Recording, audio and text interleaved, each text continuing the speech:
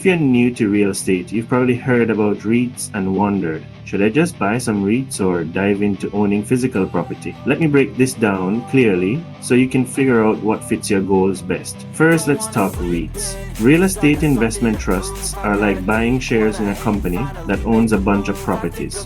What's cool about REITs? For starters, they're super hands-off. You just buy them like stocks and boom, dividends start rolling in, no midnight phone calls from tenants. Plus, they're easy to buy or sell. Need your cash fast?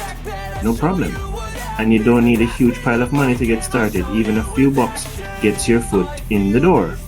REITs also spread your risk, since you're exposed to lots of different properties, not just one. But here's what you give up. REIT prices can be all over the place, just like the stock market.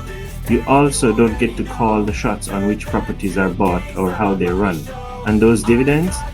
They're usually taxed as ordinary income, which can sting a bit. Plus, if you love the idea of using leverage, borrowing money to boost your returns, it's harder to do with REITs. Now let's flip to physical real estate. This is what you probably imagine. You own a house, a duplex, maybe even an apartment building. The big draw?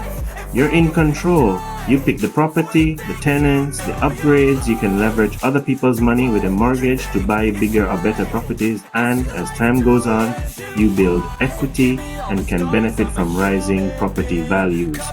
There are great tax benefits too, like deductions on your mortgage interest and depreciation. But owning property comes with work and risk. You need a solid chunk of cash to get started. Think down payments and closing costs.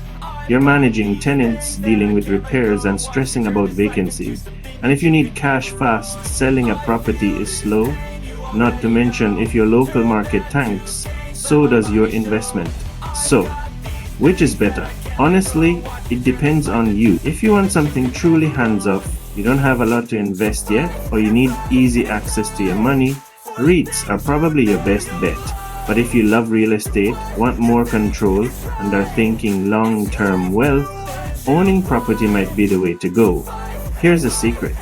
Many savvy investors do both. They use REITs for liquidity and steady income, and own rental properties for growth and control. So don't stress, start where you are, learn as you go, and remember, every investor's journey looks a little different. Good luck out there.